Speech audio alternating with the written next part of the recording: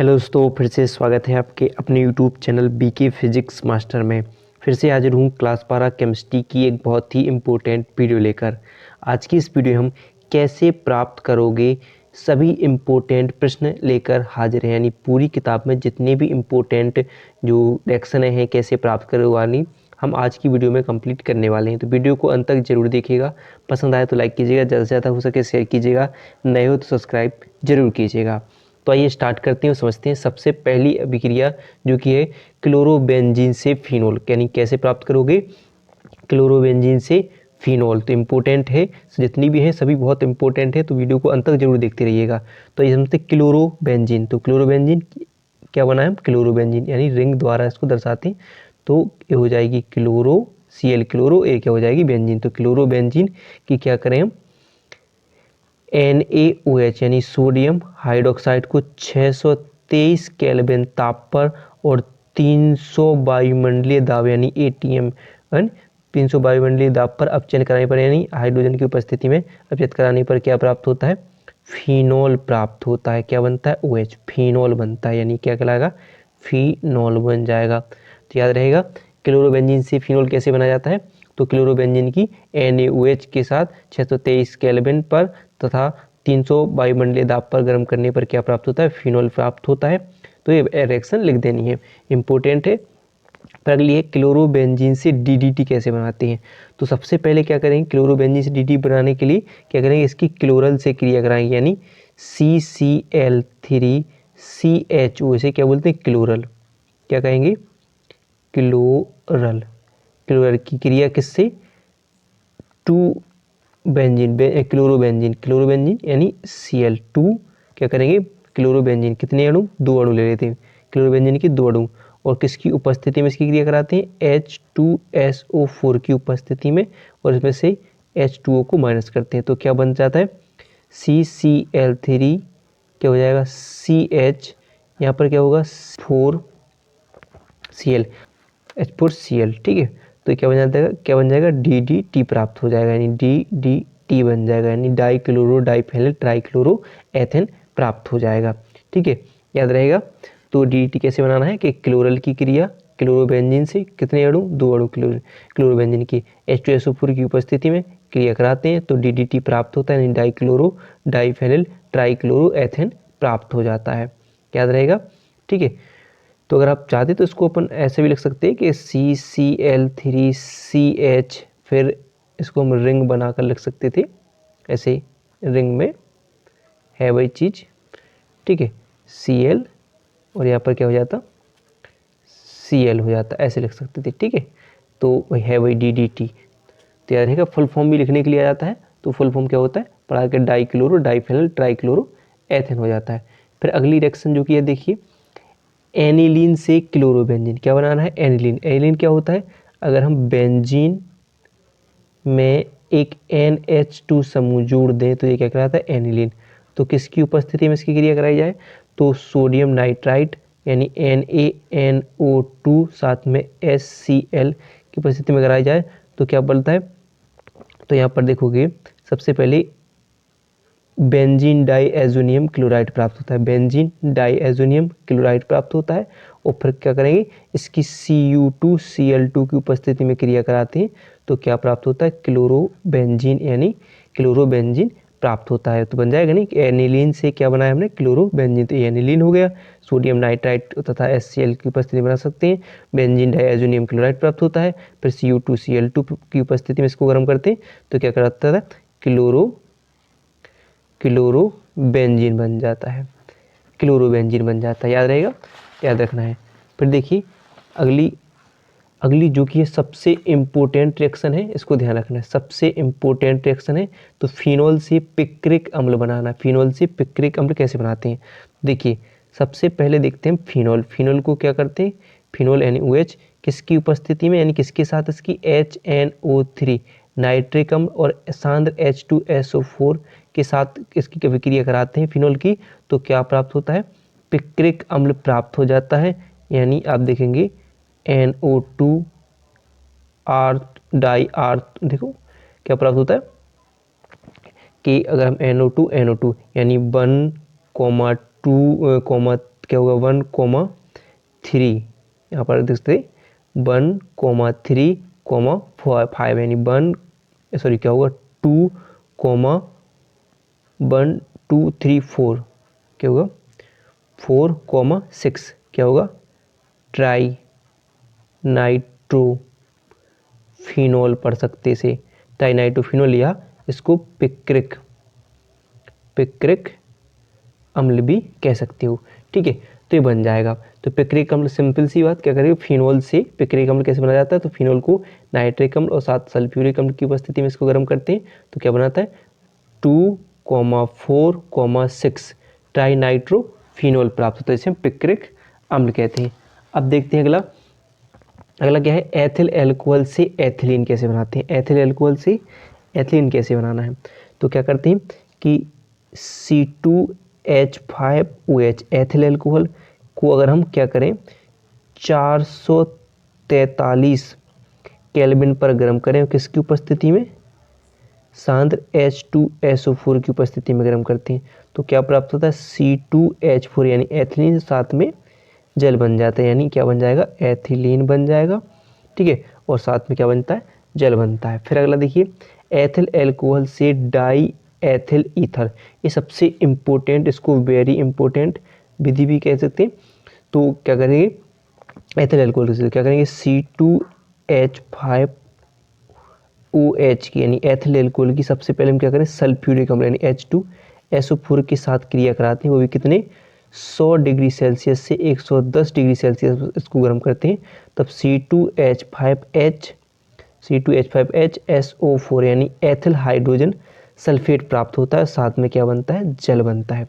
फिर इस ethyl hydrogen sulphate को यानी C2H5HSO4 को किसके साथ दोबारा हम C2H5OH यानी एल्कोहल के साथ गर्म करते हैं, कितने पर 140 डिग्री सेल्सियस ताप लगाकर, तो क्या प्राप्त होता है C2H5O C2H5 यानी डाई एथिल ईथर और साथ में दोबारा H2SO4 सल्फ्यूरिक अम्ल बन जाता है। तो देखोगे यानी C2H5 एक ओ ले लो बस, बाकी की HSO4 और H2 यानी H2SO4 अलग हो जाएगा, तो ये बन जाता है।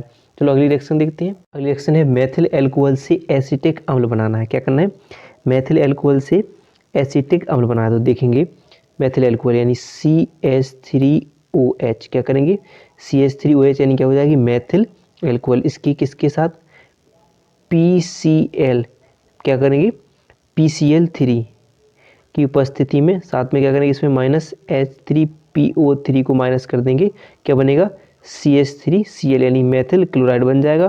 फिर मेथिल क्लोराइड की क्या करेंगे KCN पोटेशियम साइनाइड की उपस्थिति में इसमें हम KCl को माइनस कर देंगे, यानी जो भी KCl बनेगा उसको माइनस कर देंगे, तो क्या बनेगा CH3CN यानी मेथिल साइनाइड बनेगा। फिर मेथिल साइनाइड को क्या करेंगे हम 2H2O यानी जल की उपस्थिति में हाइड्रोजन को प्लस कर कर क्या बनाते हैं CH3COOH यानी क्या बन जाता है एसिटिक अम्ल प्राप्त हो जाता है।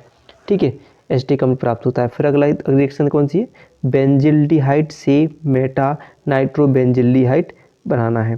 ठीक है, तो क्या करना है बेंजिल्डिहाइड, तो बेंजिल्डिहाइड का फॉर्मूला क्या होगा बेंजीन और एल्डिहाइड का क्रिया तो क्या होता है CHO यानी बेंजिल्डिहाइड हो जाएगा, किसकी उपस्थिति में HNO3 नाइट्रिक अम्ल या H2SO4 शांत सल्फ्यूरिक अम्ल को 273 केल्विन से या कह सकते हैं 283 केल्विन पर इसको गर्म करते हैं, तब क्या प्राप्त होता है, तो आप लिख सकते हो कि क्या होगा CHO और मेटा NO2 यानी क्या होगा मेटा नाइट्रोबेंजिल्डिहाइड प्राप्त हो जाता है, याद रहेगा। फिर देखिए अगली है रिएक्शन जो कि सबसे इम्पोर्टेंट है, ये भी बहुत इम्पोर्टेंट है, फार्मेल्डिहाइड से यूरोट्रोपिन कैसे बनाया जाता है। तो फार्मेल्डिहाइड यानी फार्मेल्डिहाइड के छेड़ो यानी HCHO6CHO, फिर क्या करेंगे इसकी अमोनिया से यानी NH3 से क्रिया कराते हैं, तब क्या प्राप्त होता है यूरोट्रोपिन यानी CH यानी क्या होगा CH2 6N4 प्लस साथ में क्या होता है 6H2O जल प्राप्त होता है, यानी क्या कहलाता है यूरोट्रोपिन कहलाता है। यूरोट्रोपिन बनता है। ध्यान रखना कि किससे बनाया जाता है इसको, फॉर्मल्डिहाइड से। फॉर्मल्डिहाइड की अमोनिया से क्रिया कराने पर यूरोट्रोपिन प्राप्त होता है। ठीक है, फिर देखिए अगली रिएक्शन जो की है एसिटिक अम्ल से एसीटेमाइड। तो देखिए कैसे बनाएंगे एसिटिक अम्ल। एसिटिक अम्ल क्या होता है, CH3COOH एसिटिक अम्ल क्या कहलाता है। इसकी भी अमोनिया से यानी NH3 से क्रिया कराते। देखिए आप क्या करिए, जो मैं बाहर हिंदी में इनके नाम अगर आपको अभी तक पता नहीं है तो कि लिखते चलिएगा। ऐसे मेरे CH3COOH क्या कहलाता है एसिटिक अम्ल, NH3 क्या होती है अमोनिया, और किसको हम क्या करते हैं अगर गर्म करते हैं तो क्या प्राप्त होता है CH3CONH2 प्राप्त होता है, यानी क्या प्राप्त होता है एसिटेमाइड प्राप्त हो जाता है, मेथिल एसिटेमाइड प्राप्त हो जाता है। फिर क्या करेंगे इसके साथ में क्या बनता है जल बन जाता है। ठीक है, तो एसिटेमाइड प्राप्त होता है, यानी क्या बन जाएगा एसिटेमाइड प्राप्त हो जाता है। फिर देखिए अगली है एसीटोन से एसीटोन क्या हुआ हाइड्राजोन बनना है। तो कैसे बनता है तो देखते हैं। एसीटोन, एसीटोन क्या होता है सूत्र CH3COCH3 एसीटोन की किससे क्रिया करा दें अगर हम H2 क्या होगा H2 और क्या यहाँ पर लिख सकते हैं कि NH2 ऐसे लिख सकते हैं NH2 डैश NH2 दो बार NH2 क्रिया कराने पर क्या होता है CH3 ब्रैकेट बंद करना है CH2 और क्या होगा C डबल बॉन्ड NH2। ठीक है NH2 बन जाता है, यानी क्या कहलाता है कि एसीटोन हाइड्रोजन कहलाएगा ये। ठीक है, तो प्राप्त हो जाता है। फिर देखिए अगला है बेंजोइक अम्ल से बेंजीन बनाना है। बेंजोइक अम्ल से बेंजीन, तो बेंजोइक अम्ल क्या कहलाता है बेंजीन, और इस पर COOH लग जाए तो बेंजोइक अम्ल बन जाता है। तो इसकी क्रिया अगर हम NaOH प्लस CaO यानी चूना और सोडियम हाइड्रोक्साइड से कराते हैं तो क्या प्राप्त होता है बेंजीन प्राप्त होता है। क्या बन जाता है बेंजीन बनता है, तो ये बेंजीन कहलाएगा। अगला देखिए एसिटिक अम्ल से एसिटिल क्लोराइड। एसिटिक अम्ल से क्या बनाना है एसिटिल क्लोराइड प्राप्त करना है। तो क्या करेंगे हम इसकी एसिटिक अम्ल से यानी क्या होगा CH3COOH की क्रिया PCl3 या कह सकते हैं PCl5 कोई सी भी करा दीजिए, तो कराने पर क्या प्राप्त होता है CH3COCl यानी क्या बनता है एसिटिल क्लोराइड प्राप्त होता है। क्या बन जाता है एसिटिल क्लोराइड बनता है, एसिटिल क्लोराइड बन जाता है, तो बन जाता है। फिर देखिए अगली है फॉर्मिक अम्ल। क्या होगा फॉर्मिक अम्ल। फॉर्मिक अम्ल क्या होगा फॉर्मिक अम्ल से फॉर्मेट बनाना है। क्या करना है फॉर्मिक अम्ल से फॉर्मेट बनाना है, फॉर्मेट। ठीक है, तो एसिल फॉर्मेट बनाना तो क्या करेंगे फॉर्मिक अम्ल क्या होगा आपका H क्या होता है लिख सकते हैं HCOOH। फॉर्मिक अम्ल की अगर हम एथिल एल्कोहल यानी C2H5OH से क्रिया कराते हैं और किसकी उपस्थिति में H2SO4 की उपस्थिति में कराते हैं तब HCOOC2H5 प्राप्त होता है, यानी फॉर्मिक एथिल फॉर्मेट प्राप्त होता है। क्या होगा ये एथिल इतना किसका क्रियात्मक समूह होता है फॉर्मेट का, तो क्या बन जाएगा एथिल फॉर्मेट प्राप्त होता है, एथिल फॉर्मेट बन जाता है। अगली देखिए 15वां है C6H5CHO से रजत दर्पण यानी बेंजिल्डिहाइड से क्या बनाना है हमें रजत दर्पण बनाना है। तो हम देख सकते हैं कि ये क्या हो गया आपका C6H5 यहाँ पर लिखें हम CHO तो हो जाएगा बेंजिल्डिहाइड। बेंजिल्डिहाइड की अगर हम क्या करें 2AgNH3 प्लस आयन से क्रिया साथ में 3OH माइनस आयन के साथ कराते हैं तो क्या प्राप्त होता है C6H5COO प्लस क्या होता है 2Ag का अपक्षेप यानी रजत दर्पण प्राप्त होता है, साथ में 2H2O और 2H2O प्लस और भी हम लिख सकते हैं कि 4NH3 अमोनिया बन जाती है, ये बन जाता है। तो बेंजिल्डिहाइड को अगर हम क्या करें कि AgNH3 यानी अगर आप इसका IUPAC नाम बना सकते हो तो IUPAC में क्या होगा डाई एमीन क्या होगा सिल्वर। ठीक है, क्योंकि हम क्रिया करा दें किससे 3OH से करा दें, फिर क्या बनाता है C6H5COO बनता है और साथ में रजत दर्पण और क्या बनता है H2O यानी जल बनता है और अमोनिया बनती है। फिर देखिए एथिल एमीन से एसिटिक अम्ल, एथिलेमिन से क्या बनाना है, एसिटिक अम्ल कैसे बनेगा। तो देखिए एथिलेमिन, एथिलेमिन क्या होता है, C2H5NH2, एथिलेमिन से क्या बनाना है हमें, एसिटिक अम्ल बनाना है। तो किसकी उपस्थिति में, इसकी HNO2 की उपस्थिति में क्रिया कराते हैं तो क्या प्राप्त होता है, C2H5OH बनता है पहले, फिर इसको अगर हम नवजात ऑक्सीजन में गर्म करें तो CH3COOH यानी एसिटिक अम्ल प्राप्त हो जाता है। ठीक है, फिर अगला देखिए प्रोपेनोमाइट से एथिलेमिन, प्रोपेनोमाइट से क्या बनाना है हमें, एथिलेमिन। तो देखेंगे CH3CH2CONH2 प्रोपेनोमाइट की किससे क्रिया, NaOH प्लस ब्रोमीन Br2 के साथ कराने पर क्या प्राप्त होता है, CH3CH2NH2 यानी एथिल एमीन प्राप्त हो जाता है, एथिल एमीन बन जाता है। फिर देखिए अगला एसिटिक अम्ल से एथिल एमीन, एसिटिक अम्ल से क्या बनाना है, एथिल एमीन। तो क्या करेंगे हम, एसिटिक अम्ल क्या होता है, CH3COOH से क्या बनाना है, किसके साथ, तो हम देखेंगे NH3 की उपस्थिति में पहले क्या बनता है, CH3CONH2 प्राप्त होता है और साथ में किसकी उपस्थिति द्वारा इसको गर्म करें, AlIAlH4 की उपस्थिति में इसको गर्म करते हैं तो क्या प्राप्त होता है, CH3CH2NH2 यानी एथिलेमिन प्राप्त हो जाता है, याद रहेगा। फिर देखिए अगला बेंजीन से बेंजिल्डिहाइड कैसे बनता है, बेंजीन से बेंजिल्डिहाइड बनाना है। तो बेंजीन क्या होगा, केवल रिंग बना दीजिए, तो ये बेंजीन हो गया। बेंजीन से क्या बनाना है हमें, किसकी उपस्थिति में, CO और साथ में HCl और AlCl3 एल्यूमिनियम क्लोराइड की उपस्थिति में करते हैं तो क्या प्राप्त होता है, CHO यानी क्या बनता है, बेंजिल्डिहाइड प्राप्त होता है। तो इस उपस्थिति ध्यान रखना है, COHCl और AlCl3 की उपस्थिति में इसको गर्म करते हैं तो क्या प्राप्त होता है, बेंजिल्डिहाइड प्राप्त होता है। फिर अगला है जो कि ये लास्ट होगा आज का हमारा, एसिटिक अम्ल से एथिल एसीटेट कैसे प्राप्त होते हैं। तो क्या होगा, CH3COOH क्या करता है, एसिटिक अम्ल होता है।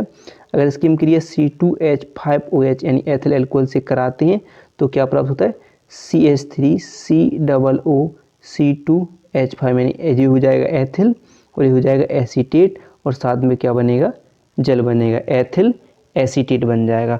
एथिल एल्कोहल और एसिटिक अम्ल की उपस्थिति में कराते हैं। तो वीडियो पसंद आई हो तो वीडियो को लाइक और चैनल को सब्सक्राइब करना ना भूलिएगा।